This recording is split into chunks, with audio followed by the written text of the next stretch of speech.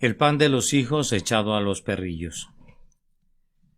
Sermón predicado la mañana del domingo 14 de octubre de 1866 por Charles Haddon Spurgeon en el Tabernáculo Libre en Notting Hill. Y ella dijo: Sí, señor, pero aún los perrillos comen de las migajas que caen de la mesa de sus amos. Mateo capítulo 15, versículo 27. En este relato se nos presenta el cuadro de un alma para la cual está reservada una segura bendición. Si la historia concluyera omitiendo el último versículo, uno tendría bastante certeza sobre cuál sería el resultado de la súplica de la mujer. Cristo tendría que cambiar su naturaleza si una persona que viniera, como se nos dice, que vino esa mujer, fuera enviada de regreso sin una respuesta. Voy a bosquejar el cuadro de esta mujer con unas cuantas pinceladas, y les voy a pedir que verifiquen si se asemejan a ella, pues si así fuera sería una evidencia de que el tiempo de su favor, sí, el tiempo establecido ha llegado para ustedes. Esta mujer tenía una grande y apremiante necesidad. Su hija era atormentada por un demonio y no podía soportar ver el suplicio que este espíritu maligno provocaba en su hija.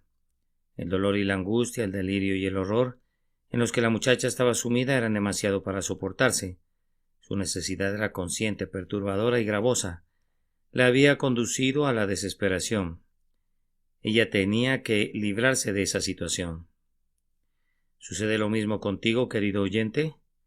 ¿Te atormenta el pecado? ¿Acaso tu transgresión te persigue como una ofensa continua? ¿Te tortura día y noche hasta llegar al punto de que ya no puedes vivir sin el perdón? ¿De que has de ser perdonado o serías conducido a la locura? ¿Sientes que las cosas han llegado al punto para ti en que no puedes vivir más bajo la sentencia de la ira divina? Esta es una señal muy bendita y esperanzadora. Si hay muchas personas aquí presentes en tal condición, entonces hay una música reservada para los ángeles. Cuando el caso de la mujer había alcanzado ese punto crítico, oyó hablar del Señor Jesús y actuó con base en lo que oyó. Le habían dicho que Jesús era un grandioso sanador de los enfermos y que era capaz de echar fuera a los demonios. Ella no se contentó con esa información, sino que puso las manos a la obra de inmediato para comprobar su valor. Acudió a Jesús con presteza, habiendo encontrado el momento oportuno, pues él pasaba cerca de su tierra. Se apresuró y dio voces delante de él. Ah, querido oyente, tú también has oído hablar de Jesús. No voy a preguntarte si conoces la doctrina de su deidad y de su humanidad, y de su expiación por el pecado, pues las conoces bien, pero ¿las has puesto a prueba? Tú entiendes que salva a las almas, pero ¿le has llevado tu propia alma para que la salve? ¿Sabes que puede perdonar el pecado? ¿Y lo miras ahora para que perdone tu pecado? Si es así, aunque todavía permanezcas en sombra de muerte, la hora de tu liberación se aproxima con presteza. Pues el alma que bajo un sentido de necesidad busca honestamente el rostro del Salvador, no está lejos del reino del cielo. Aquella mujer estaba extremadamente resuelta. Ella había decidido, creo yo, que no regresaría nunca al lugar de donde había salido sin recibir la bendición.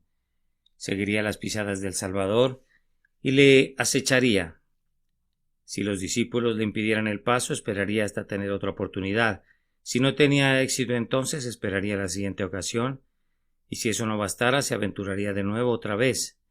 Ella fue probada con dureza por el Salvador, pues él prueba algunas veces a quienes sabe que son lo suficientemente fuertes para resistir la prueba. Y cuando la mujer no obtuvo ninguna respuesta suya, y más bien recibió un desaire, no se amilanó para nada, sino que insistió en su demanda, pues estaba profundamente embebida del espíritu del himno. Resuelto, pues, esa es mi última defensa, aunque corra el peligro de morir. Si hubiese aquí presente alguna alma que ha llegado hasta ese punto, que nunca renunciará a orar hasta no recibir una respuesta consolatoria, que nunca cesará de llorar por el pecado hasta que la sangre la limpie, entonces regocíjense, oh cielos, y alégrate, oh tierra, pues quiere decir que hay almas aquí presentes que han llegado al punto de nacer y que serán dadas a luz en este día. Hay aquí almas que están a punto de obtener su libertad y que están al borde de alcanzar la paz y en este preciso día obtendrán una completa liberación de toda su servidumbre.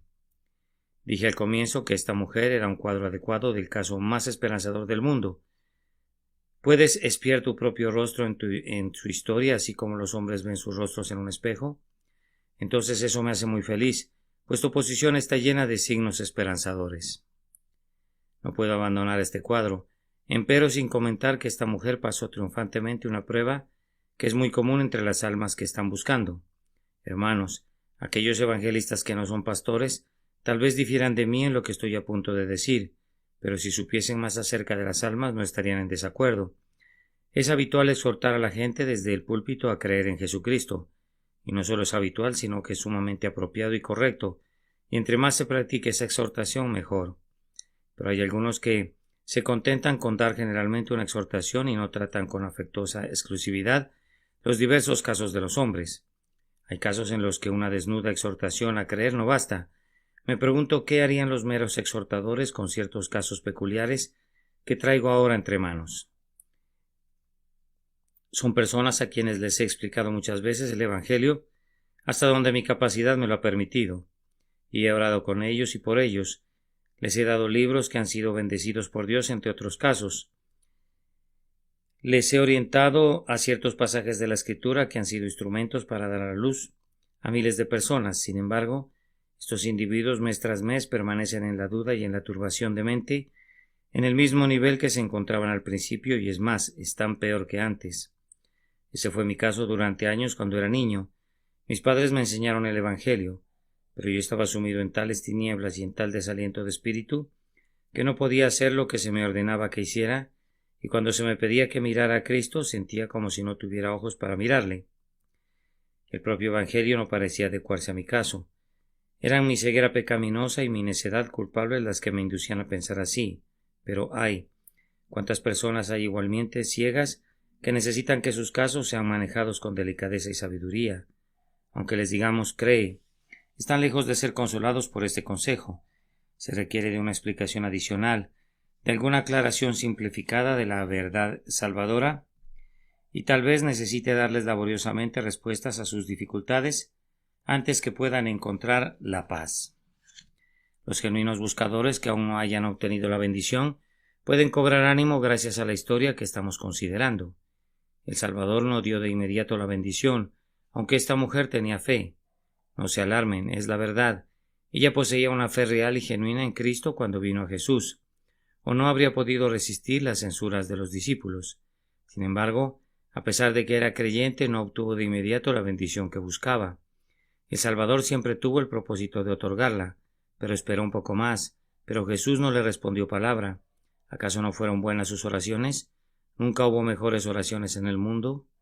¿Era su caso de una necesidad perentoria? ¿Su caso era sobrecogedoramente perentorio? ¿No sentía su necesidad lo suficiente? ¿La sentía opresivamente? ¿No era lo suficientemente denodada? Era tan denodada como podría serlo jamás una mujer. ¿No tenía fe?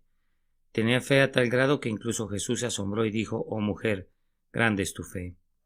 Empero por algún tiempo no pudo obtener una respuesta a sus oraciones. Vean entonces, queridos amigos, que aunque es cierto que la fe proporciona paz, no siempre la otorga instantáneamente. Puede haber ciertas razones que exigen la prueba de la fe, más que la recompensa de la fe. La fe genuina podría estar en el alma como una semilla oculta que no ha producido ni flores ni frutos de gozo y paz.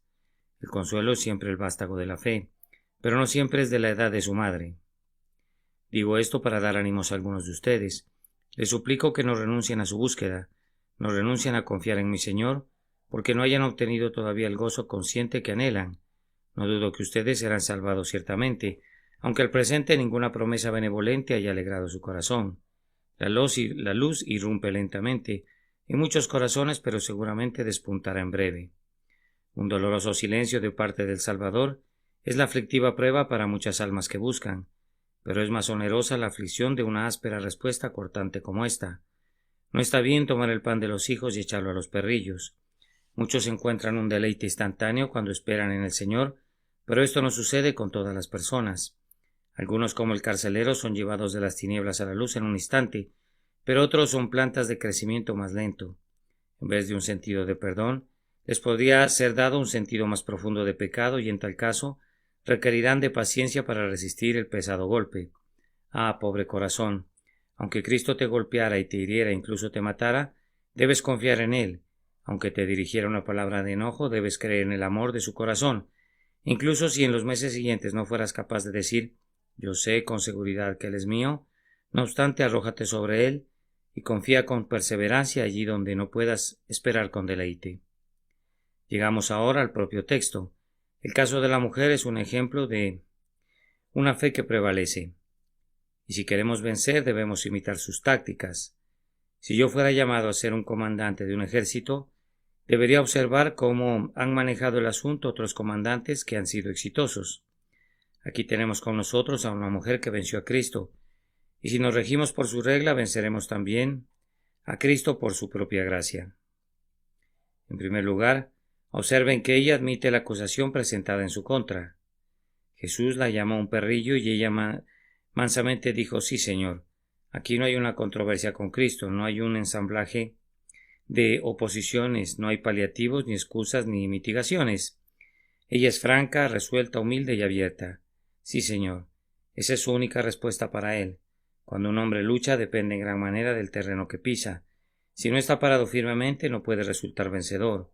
Si queremos luchar con el ángel de la misericordia, hemos de encontrar un sostén allí donde esta mujer lo encontró, es decir, en un sentido profundo de indignidad. Ella sabía que era una extranjera en Israel, y lo confesó de inmediato. Si hubiesen sido llamados perrillos, la mayoría de los hombres habrían dado la vuelta y se habrían alejado sumidos en una sombría desesperación, o bien habrían experimentado un arranque de ira y replicado al maestro, no soy más perro que tú, y si vengo a pedir una caridad, ¿no podrías darme al menos una negativa cortés? El corazón natural se revela en contra de lo que dicen las Escrituras acerca de eso.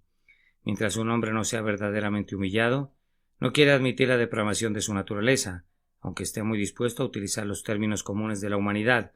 Nos lo dice con intención, pues si le fueran aplicados bajo alguna forma, se pondría sumamente enojado. Es como el monje que dijo que había quebrantado todos los mandamientos y que era tan malo como Judas Iscariote, y cuando alguien presente comentó siempre lo creía así, el monje se enojó terriblemente y prometió vengarse del hombre que lo había insultado de esa manera. Díganme en caballo si quieren, pero es algo muy diferente que me pongan una silla de montar sobre mi espalda. Me he enterado de una mujer que le dijo así a su ministro que estaba de visita, que era una pecadora espantosa. Bien, dijo el ministro. No tengo ninguna duda que lo eres. Revisemos tus pecados. Entonces, comenzando por el primer mandamiento, ella declaró que nunca había quebrantado ese mandamiento. Nunca había adorado a ningún otro Dios salvo a Dios. En cuanto al segundo mandamiento, nunca había erigido ninguna imagen esculpida, lo sabía ni tampoco había quebrantado el día domingo. Había honrado a su padre y a su madre. Nunca había caído en la avaricia, nunca había dado un falso testimonio, nunca había matado a nadie. De hecho, argumentó que no había quebrantado ninguno de los 10 mandamientos, a pesar de que había confesado que era una muy triste pecadora. Nosotros nos confesamos culpables de robar un bosque, pero negamos haber robado nunca ni siquiera un par de tablas. La mujer, bajo nuestra consideración, creía de corazón en la degradación de su estado, de manera tal que cuando el Salvador se dirigió a ella en forma muy ruda en apariencia, estaba tan completamente convencida de su propia condición caída, que no se molestó al ser llamada como lo que sabía que era. Ella había oído ladrar al pecado en su interior, tan a menudo y tan sonoramente que cuando el Salvador la llamó perrilla, solo sintió que estaba llamando a las cosas por su nombre apropiado. Si yo fuera a revisar todo el asunto de la caída y de la maldad del pecado, todo el mundo diría en este lugar, eso es cierto, pero oh, cuán pocos hay que realmente sienten que sea verdad, y están profundamente afligidos por ello. Todos somos pecadores, eso decimos, pero todos tenemos nuestras excelencias, eso sentimos. La palabra de Dios no nos proporciona un cuadro muy halagador de la humanidad. Nos informa que nuestro primer padre pecó, y que a través de él, ya que nos representaba a todos nosotros, todos caímos y perdimos el favor de Dios. El colegio del Heraldo de la Escritura nos proporciona un linaje desastroso. Esos aristócratas que son tan orgullosos de sus ancestros normandos harían bien en rastrear el árbol familiar hasta una fecha anterior, y descubrirían que la línea de sangre azul termina en el hortelano que robó la fruta de su señor. y hubieran dado al garete sin un delantal que cubriera su desnudez. Oh nobles de la tierra, un árbol genealógico de pordioseros, esta es una var sinister, una señal de bastardía en su escudo de armas que nada podría eliminar.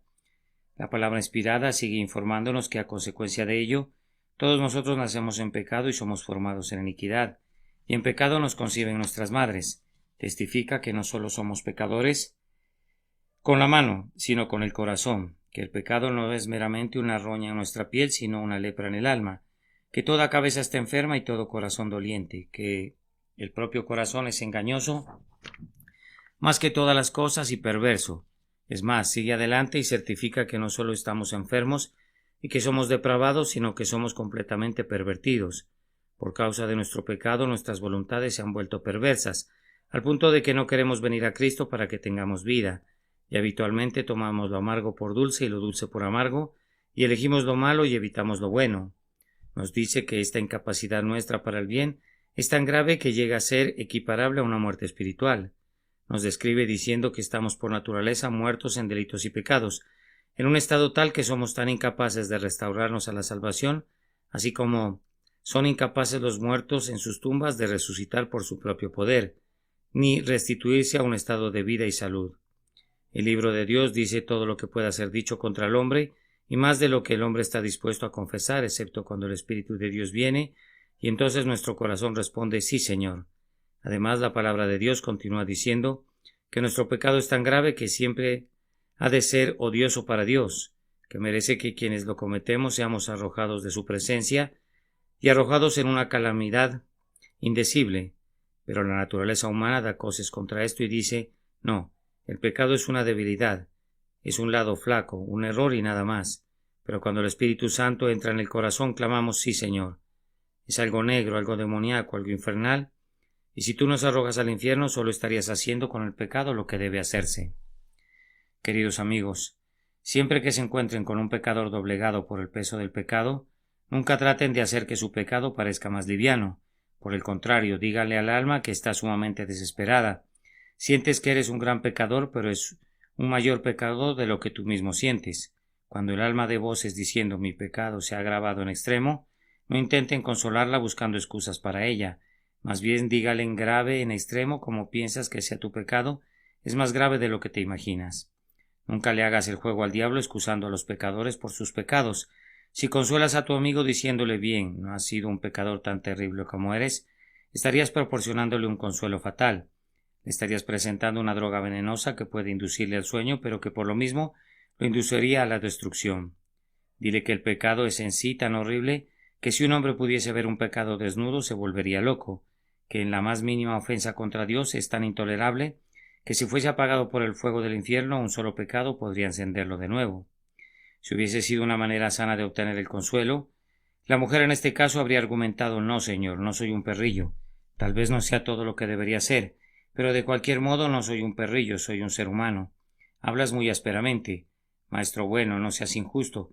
En vez de eso ella lo admite todo. Eso demostró que tenía la correcta condición mental, puesto que admitía en su sentido más negro y más agravado todo lo que el Salvador decidiera decir en su contra.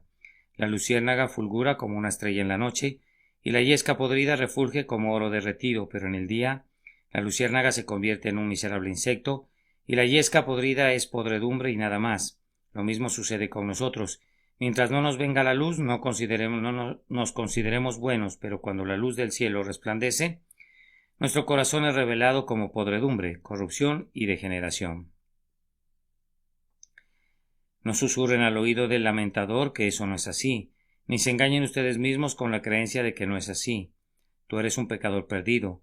Tú efectivamente mereces la condenación. Tú la mereces especialmente, aunque nadie más la mereciera. Tú has pecado en contra de la luz y del conocimiento. Estás arruinado y arruinado por completo. Por malo que te consideres, tu caso es infinitamente peor de lo que concibes. Y yo no estoy aquí para darte algún consuelo diciendo paz, paz, cuando no hay paz. Tu estado, oh pecador, es terriblemente malo y pronto será peor, desesperadamente peor. Pido que seas conducido a decir esto delante de Dios. Sí, Señor. Pero noten, en segundo lugar, que a pesar de todo ella se adhiere a Cristo. ¿Percibieron la fuerza de lo que dijo? Sí, señor, pero aún los perrillos comen de las migajas que caen de la mesa. ¿De dónde? De la mesa de sus amos. En el oriente los perros muy raramente tienen algún amo. Hay perros grandes que deambulan en todas las ciudades orientales, que viven de la basura desechada por las casas, y esos perros grandes constituyen un estorbo tal que no veo que haya una sola palabra en toda la escritura a su favor.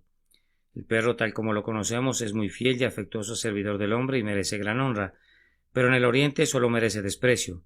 Es simplemente un bruto grande y aullador que ladra o muerde a cualquiera que pase. En los días del Salvador, los orientales habían aprendido las costumbres romanas y habían introducido perros pequeños como mascotas, y es notable que nuestro Señor no llamara a esta mujer con la expresión para designar a uno de los perros grandes que no tienen dueño, sino para uno de los perritos falderos. Ciertamente era un apelativo de desprecio, pero aún así no era uno de los más severos. No está bien tomar el pan de los hijos y echarlo a los perrillos. Hay una palabra aquí que quiero que adviertan. La mujer no dice solamente los perrillos comen las migajas que caen de la mesa, sino que agregó que caen de la mesa de sus amos. Adviertan su adherencia a Jesús. Ella le dice en efecto, tú eres mi amo. Pareciera decirle, Señor, yo estoy pidiendo una gran bendición, y sin importar lo que me digas, tengo el propósito de obtenerla. Pero si no pudiera obtener la bendición, de cualquier manera siempre te seguiré. Tú serás mi amo. Aunque tú no me dijeras nunca, ve en paz, tu fe te ha dado la bendición, yo te recibo como mi amo. Así como un perro callejero elige a un extraño y le sigue hasta su casa y pareciera decirle, puedes patearme o cerrar la puerta, pero yo te he elegido como mi amo. Si me cerraras una puerta, entraré por otra. Si me cerraras ambas puertas, me quedaré en el tapete de la entrada. Y si me echaras a patadas a la calle, voy a permanecer allí hasta que salgas, y entonces te seguiré. Te he tomado como mi amo y serás mi amo. Ahora, pobre alma, ¿ese es tu caso? Si no lo fuera, te exhorto a que tomes esa posición. Tú has admitido que todo lo que Jesús ha dicho es verdadero, pero dices, a pesar de eso, ya sea que soy un perro o un demonio, nunca dejaré de venir a Cristo como mi Salvador. Si fuera un perro, caminaré junto a los talones de la misericordia. En la mañana, al mediodía y en la noche me echaré a los pies de mi amo, y no renunciaré nunca a confiar en Jesús, aun si no recibiera consuelo de él. He discutido mi caso con mi propio corazón, y he concluido que si Dios decide ser un Salvador, no podría haber ningún caso fuera del alcance de su infinito poder. Si el Hijo de Dios muere y derrama su sangre, no puede haber ningún pecado carmesí que su sangre no pudiera limpiar. Y si resucitó de los muertos y ascendió a lo alto, entonces puede salvar eternamente a los que por él se acercan a Dios. Por tanto, estoy resuelto a esperar y a luchar hasta que se digne darme una respuesta. Nadie se aferra más estrechamente a Cristo que la persona que es más sensible a su condición perdida. ¿Quién se sostiene más firmemente a la tabla? Pues es el hombre que está más temeroso de morir ahogado. El miedo vuelve con frecuencia más intensa la fe. Entre más miedo le tenga a mis pecados, más firmemente me asiré a mi Salvador. El miedo es algunas veces el progenitor de la fe. Alguien que caminaba por el campo se vio muy sorprendido cuando una trémula alondra que volaba se posó en su pecho. Fue algo muy extraño que un tímido pájaro hiciera eso, ¿no es cierto? Sí, pero la venía persiguiendo un halcón, y el miedo al halcón le dio al ave la necesaria determinación para volar a un hombre en busca de refugio. Y cuando los fieros buitres del pecado y del infierno están persiguiendo a un pobre pecador, se ve forzado a volar al corazón del bendito Jesús mediante el valor que da la desesperación. Juan Bunyan tiene en algún lugar unas palabras a este efecto. Fui conducido a tal espanto y horror bajo la ira de Dios que no pude evitar confiar en Cristo. Sentí que aunque Él estuviera allí con una espada desenvainada en su mano, yo debía correr incluso hacia su aguzada punta antes que seguir soportando mis pecados. Yo espero y oro para que Dios los conduzca a Jesús de esa manera, si es que no fuesen atraídos mediante instrumentos más delicados. Hermanos, un alma apoyada en Cristo que se aferra a Él con un apretón agonizante no puede perecer de ningún modo. Eso es algo totalmente imposible. He tratado algunas veces de visualizar algún alma en el infierno que haya buscado a Jesús y haya resuelto morir a los pies de su cruz. Tal cosa no puede ser, pero supónganlo por un instante y verán que la suposición se destruye a sí misma. Ay, dice esa alma perdida. Jesús, yo dependí únicamente de ti, pero estoy condenado. Yo era indigno y no merecía ni una pizca de tu favor, pero yo confié en ti como el Salvador de los malvados. En verdad dependí de tu poder para liberarme, y heme aquí en el abismo. ¿Podrían imaginar un sonido así en medio de los alaridos del infierno? ¿Cómo se reirían los demonios? ¿Dónde están las promesas? ¿Dónde está el grandioso corazón de Cristo que permite que perezca un pecador que se abrazó a él? ¿Acaso sería porque no pudo? Entonces Satanás daría voces diciendo: no pudo salvar perpetuamente a los que por él se acercaron a Dios, aunque presumía de ser médico, no pudo sanar. O por otra parte, dice el archimaligno, no quiso salvar a aquellos que anhelaban y ansiaban ser salvados. Tú te estremeces al pensar qué horrible blasfemia sería todo eso, y cómo la honra del glorioso Redentor se vería mancillada. Eso no sucederá. Pecador, eso no sucederá. Si eres el ofensor más negro que jamás hubiere vivido, arrójate a los pies de Jesús, resuelto a no irte hasta que te otorgue el perdón. Él no puede rechazarte. No podemos limitar a Dios ni decir qué puede hacer y qué no puede hacer, pero de hecho leemos que no puede mentir, y ciertamente si Jesús fuera a desechar a un alma que hubiere venido a él, mentiría. Por tanto, ten buen ánimo. Solo mantente firme en que nunca dejarás al Salvador, en que morirás al pie de la cruz, y todo estará bien contigo. Además, el arma principal de la mujer, el fusil de aguja que usó en su batalla, fue esta. Había aprendido el arte de extraer consuelos de sus aflicciones. Jesús lo llamó un perrillo. Sí, respondió ella, pero entonces los perrillos reciben las migajas. La mujer podía ver un pequeño borde de plata tras la nube negra. Cristo le arrojó un hueso. Ella lo levantó y lo quebró y le extrajo la médula. Parecía ser una piedra muy dura, pero tenía un trozo de oro adentro, y deshizo el cuarzo y encontró la clara y fulgurante barra de oro y se vio enriquecida. ¿Me dices que soy un perrillo? Dice: muy bien, seré un perrillo, pero voy a conseguir las migajas. Ella extrae el agua del consuelo del profundo pozo de sus miserias. Ahora, pobre alma, tú que te encuentras en el mismo estado, intenta hacer lo mismo con la ayuda del Espíritu Santo. Satanás ha estado diciéndote: tú has quebrantado la ley de Dios, tú le has ofendido, tú has sido un pecador. Alma, si te queda algo de entendimiento, córtale la cabeza al diablo con su propia espada y dile: yo soy pecador, pero está escrito, palabra fiel y digna de ser recibida por todos, que Cristo Jesús vino al mundo para salvar a los pecadores. ¿Qué dices a eso, Satanás? Si soy un pecador, él vino al mundo para salvar a los pecadores. Si yo no hubiese sido un pecador, Jesús no habría venido para salvarme. Pues no está escrito en ninguna parte que él viniera para salvar a los que no son pecadores. Entre más claramente compruebe que soy un pecador, más claramente demostraré que soy un objeto para la misericordia del Salvador. Tal vez la conciencia te susurre: tú no eres un pecador más de una clase ordinaria. Tú has recorrido las mayores distancias hasta el punto de endurecer tu corazón. Tú eres un pecador perdido. Ah, dices, voy a aprovechar eso, pues el Hijo del Hombre vino para buscar y salvar lo que se había perdido. Él no vino a buscar a aquellos que no necesitaban ser buscados. No vino como el grandioso pastor para encontrar a las ovejas que estaban en el redil, sino aquellas ovejas que se habían perdido, y puesto que soy una oveja perdida, cuando vea al pastor recorriendo los montes en pos de las ovejas perdidas, voy a valar como una oveja perdida, pues tal vez ha venido para rescatarme. Pero la conciencia te dice otra vez: tú eres una persona muy desmerecedora. No solamente eres un pecador perdido, sino que eres completamente indigno. Pecador, aprovecha ese argumento y di: Dios es un Dios de misericordia. Si yo mereciera algo, habría menos espacio para la misericordia, pues se me debería algo como un asunto de justicia. Pero como soy una exclusiva masa de desmerecimiento, hay espacio para que el Señor revele la abundancia de su gracia. No hay espacio para que un hombre sea generoso en medio de aquellas espléndidas mansiones de Belgravia. Supongan que un hombre tuviera miles de libras esterlinas en sus bolsillos y deseara darlas en caridad. Ese hombre se vería imposibilitado de hacerlo entre los palacios principescos. Si fuera a golpear las puertas de esas grandes mansiones y dijera que necesitaba una oportunidad para ser caritativo, lacayos empolvados le cerrarían la puerta en su cara y le dirían que se largara a otra parte con su impudencia. Pero vengan conmigo, caminemos por todas las callejuelas que serpentean entre dos muladares y vayamos a los pasadizos traseros donde multitudes de niños harapientos están jugando en medio de la inmundicia y de la suciedad, donde todas las personas son miserablemente pobres y donde el cólera está emponzoñándose.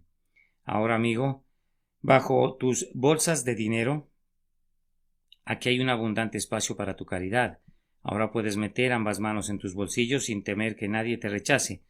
Puedes gastar ahora tu dinero a diestra y siniestra con facilidad y satisfacción.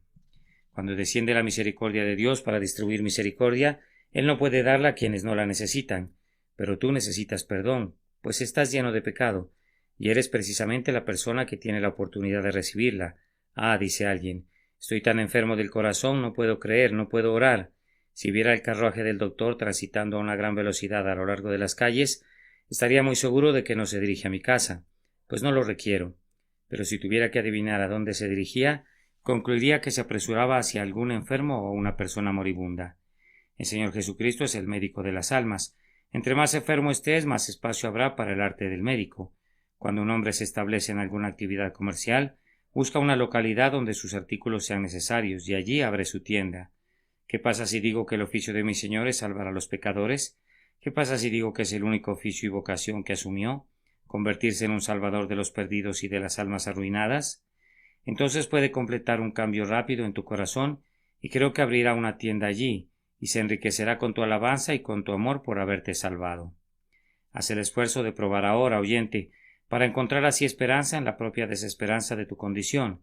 Independientemente del aspecto en que esa desesperanza pueda manifestarse ante ti, la Biblia dice que tú estás muerto en pecado.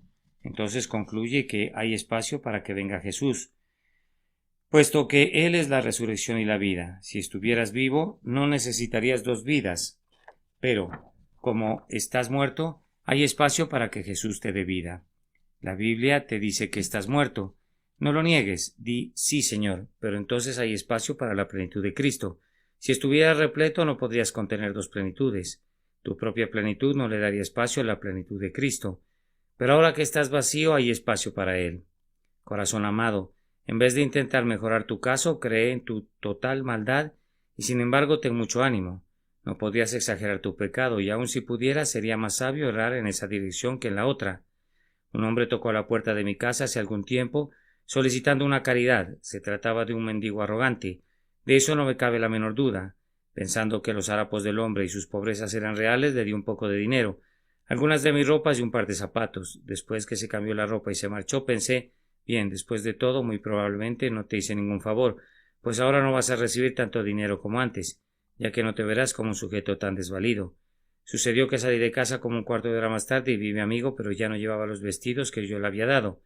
Vamos, habría arruinado yo su negocio si lo hubiera podido convencer para que mantuviera una apariencia respetable. El mendigo había sido lo suficientemente listo para deslizarse debajo de un pasaje abovedado donde se quitó la buena ropa y se vistió nuevamente con sus harapos. ¿Lo culpé por eso? Sí, por ser un pillo, pero no lo culpé por seguir haciendo su negocio con el atuendo adecuado. El hombre no hacía sino llevar su librea apropiada, pues los harapos son la librea del mendigo. Entre más harapiento se viera, más obtendría. Lo mismo sucede con ustedes. Si van a ir a Cristo, no carguen con ustedes sus buenas acciones ni sus buenos sentimientos, pues no obtendrían nada. Vayan en sus pecados, pues son su librea. Su ruina es su argumento para alcanzar misericordia. Su pobreza es la razón por la que piden las limosnas celestiales, y su necesidad es la excusa para la bondad celestial. Vayan tal como son y dejen que sus miserias argumenten a favor de ustedes.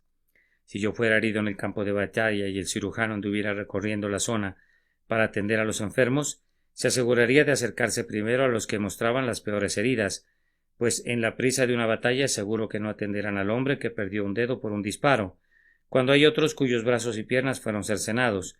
Yo tendría mucho cuidado de exponer mi caso tan exhaustivamente como pudiera. De ninguna manera hablaría con ligereza de mis dolencias con el objeto de que mis heridas sangrantes fueran vendadas tan pronto como fuera posible. No me sentiría inclinado a decir: oh, no es nada, solo estoy levemente lesionado, no es nada de importancia. Me encontraría en la situación de tratar de aprovechar al máximo la oportunidad y de obtener toda la ayuda requerida tan pronto como fuera posible. Ahora, pecador, debes aprender este arte. No te pintes con brillantes colores, reconoce que estás perdido y arruinado, y entonces, aferrándote todavía a Cristo, haz que tus propias necesidades y carencias y muerte y ruinas sirvan de argumento del por qué el Señor de la Misericordia debe mostrar su omnipotente poder en ti. En cuarto lugar, permítame notar la manera en la que la mujer ganó el consuelo. Ella pensó grandes pensamientos acerca de Cristo. Deben prestar su atención a esto. El maestro había hablado acerca del pan de los hijos. Ahora, argumentó ella, puesto que tú eres el amo de esa mesa, yo sé que tú eres un padre de familia generoso, y hay una abundancia garantizada de pan en tu mesa. No eres un proveedor mezquino. Habrá tanta abundancia para los hijos que habrán migajas que arrojar al suelo para los perros. Y los hijos no sufrirán ningún menoscabo porque los perros serán alimentados.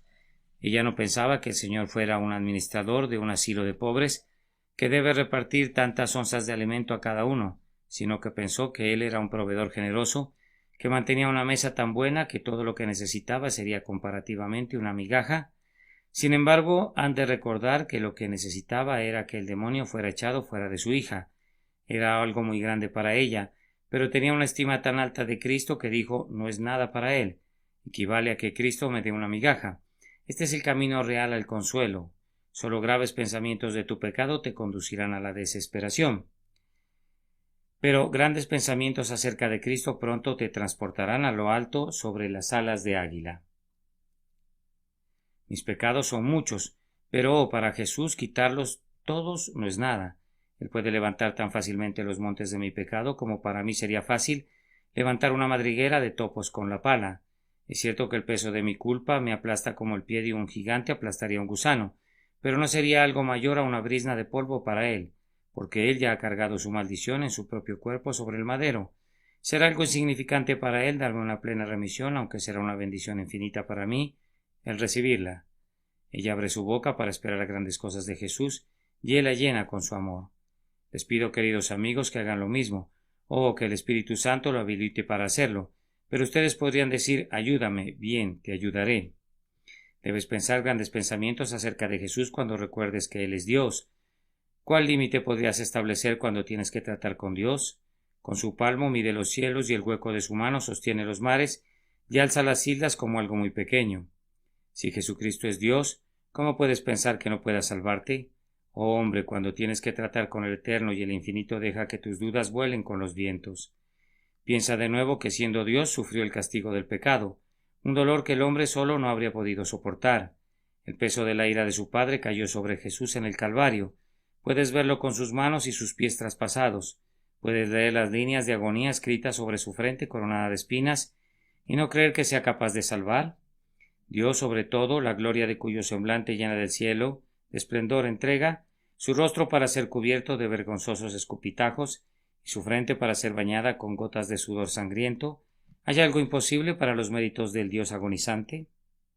Piensa en eso, pecador, y no le pondrás ningún límite a lo que Jesús pueda hacer. Pero Jesús resucitó. Contémplale cuando se levanta de la tumba, ascendiendo al trono de su Padre en medio del júbilo de 10.000 ángeles. Mira cómo lleva las llaves del cielo y de la muerte y del infierno, balanceándose en su cinto. ¿Qué es lo que no puede hacer? No puede salvarte. Aquel es exaltado en lo alto para dar arrepentimiento. ¿Qué? ¿Puede salvar perpetuamente? Viendo que vive para interceder, puede dudar de su poder para salvar. Oh, no deshonres a mi Señor. Confía en Él ahora. Pero tú estás dudando todavía. Entonces te traeré otra cosa que echará fuera todas tus dudas por causa del dulce amor de Dios, y hará que te aferres al Salvador. Hay algunas aldeas en los condados orientales donde hay un celebrado doctor, y me he enterado que hay diligencias que inician su recorrido en remotos caseríos cargados de gente que viaja 40 o 50 kilómetros para consultar a ese hombre famoso. Yo no podría decir si le has hecho bien o no, pero el ejemplo es muy sutil. Supongan que uno de ustedes saliera para ver a ese doctor, sintiéndose muy enfermo y adolorido. Tienes miedo de que no te sirva de nada cuando llegues allá, pero en el camino te encuentras con diligencias llenas de personas que viajan muy alegremente de regreso a casa. Te preguntan ¿a dónde vas? Y tú respondes: voy a ver al doctor fulano de tal porque estoy enfermo. Oh, dicen, es una dicha que puedas ir. Hemos estado allí, estábamos tan mal como tú y fuimos curados y ahora vamos a casa. Pero, preguntas tú, ¿acaso algunos de ustedes tienen una pierna mala como la mía? Oh, sí, responde uno, yo tenía las dos piernas malas, mi caso era incluso peor que el suyo. Bien, ¿estás ahora perfectamente restaurado? Sí, dice aquel hombre, mira qué bien camino, estoy plenamente restaurado. ¿Acaso no seguirás tu camino lleno de confianza? Tú estabas medio miedoso antes, pero ahora dices, ahora voy a proseguir mi camino alegremente, pues estas curaciones son otras tantas pruebas del poder del médico. Hay cientos de personas esta mañana en este tabernáculo libre que pueden decir, si Jesús puede salvar, y ellos pueden dar la mejor prueba de ello, agregando a sí mismo, Él me ha salvado a mí. Queridos oyentes, yo sé que Cristo puede salvar a los pecadores, pues he visto su salvación en miles de casos, pero la mejor prueba que jamás recibí fue cuando Él me salvó a mí. Cuando lo miré y fui aliviado y mi rostro no se vio avergonzado, entonces supe que no necesitaba más argumentos. Oh pecador, Él ha salvado a borrachos, blasfemos, rameras, proxenetas y adúlteros. Pablo dice que él salvó a quienes se habían manchado a sí mismos con pecados innombrables, pues afirma, y estos erais algunos, mas ya habéis sido lavados. Incluso el asesino puede ver que sus hechos de sangre son limpiados por la sangre de Jesús. Todo pecado y blasfemia serán perdonados a los hombres, pues la sangre de Jesucristo su Hijo nos limpia de todo pecado. Él es un grandioso Salvador. Él es el más grandioso Salvador. Él es un Salvador más grande que el mayor, y en cuanto a tus pecados se hundirán debajo del mar de su sangre expiatoria, y nunca serán encontrados contra ti jamás. La mujer pensó grandes pensamientos de Cristo y eso le aportó el consuelo. Y así pueden ver por último que ella ganó la victoria. Ella confesó lo que Cristo Jesús le hizo ver. Ella se aferró a él y utilizó argumentos tomados incluso de sus ásperas palabras. Ella creyó grandes cosas de él y así le venció. Ahora déjenme decirles que la razón por la que venció a Cristo radicaba realmente en esto, que ella se había vencido antes que nada a sí misma. Ella había vencido en otra lucha antes de luchar con el Salvador, una lucha con su propia alma. Me parecía verla antes de salir de su casa. Estaba sentada un día cuando una vecina muy comunicativa vino y le dijo: ¿Has oído acerca del nuevo profeta? No, no me he enterado. ¿Qué hay acerca de él? Oh, es un grandioso sanador de enfermedades. Cuéntame al respecto, instó la mujer, pues este tema le interesaba. Oyó la historia, sabía que su amiga hablaba mucho más de lo necesario y no le creyó lo suficiente. Al día siguiente fue a casa de la vecina y le preguntó: ¿Estás segura de lo que me dijiste, que lo que me dijiste era muy cierto? Bien, le respondió, me enteré por Susana de tal, cuya hija fue sanada. La mujer resolvió entonces investigar el asunto y por fin encontró un testigo ocular cuya palabra era confiable. Sí, dijo el amigo, es el Mesías, el Hijo de Dios que ha descendido a la tierra, y yo estoy seguro de que es capaz de curar, pues he visto algunos milagros portentosos obrados por él. No hay duda acerca de su poder. Al principio la mujer estaba perpleja. Ella había sido educada en el paganismo. Había probado con sus dioses paganos y le habían fallado. Había probado con sus sacerdotes, quienes solo la habían engañado, y tal vez pensaba que esto era también un engaño. Pero reflexionó al respecto. Había 50 objeciones, pero entonces se dijo: he oído que habrá tales y tales señales que acompañarán la venida del Mesías, y este hombre es justamente lo que decían que sería el Mesías. Yo creo que es el Mesías, y si es el Hijo de Dios, él ha de ser capaz de sanar a mi hija. Entonces surgió un ejército de dificultades. Tú eres cananea. Sí, pero fue dicho del Mesías. No quebrará la caña cascada ni apagará el pábilo que humare. Por tanto iré y probaré con él. Y además está escrito: los gentiles esperarán en él. Yo soy una mujer gentil y voy a confiar en él.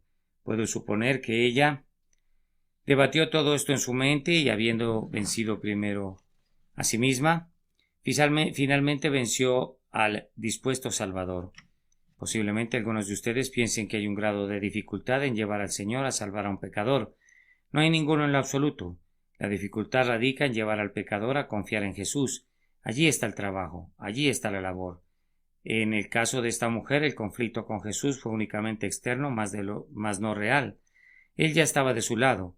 El verdadero conflicto estaba en su propia incredulidad, y cuando su fe demostró ser victoriosa internamente, se tornó victoriosa con Cristo. Pecador, no hay ningún obstáculo entre tú y la salvación sino tú mismo. ¿Hablo osadamente? Cristo ha rebajado cada monte en tu camino y ha rellenado cada valle, y ha hecho una amplia calzada que va desde ti hasta el propio trono de Dios. La dificultad está contigo, no con Dios. ¿Qué pasa contigo entonces? ¿Puedes confiar en Cristo, querido oyente? ¿Te puedes arrojar por completo sobre Jesús crucificado? Si fuera así, tus pecados te son perdonados y prosigue tu camino y regocíjate. Pero si no puedes, allí está tu dificultad. Oh, que Dios te ayude a contender con ella. Dudar de Cristo es un pecado, es una crueldad, es un tajo seco sospechar que Él no está dispuesto a perdonar. Desecha, te lo suplico, tu malvada incredulidad. Que Dios, el Espíritu Santo, te ayude a hacerlo. Ven tal como eres y descansa en Jesús y encontrarás vida eterna. Amén. El pan de los hijos echado a los perrillos. Sermón predicado la mañana del domingo 14 de octubre de 1866 por el reverendo Charles Haddon Spurgeon en el Tabernáculo Libre de Notting Hill. Y ella dijo: sí, señor, pero aun los perrillos comen de las migajas que caen de la mesa de sus amos. Mateo capítulo 15 y versículo 27.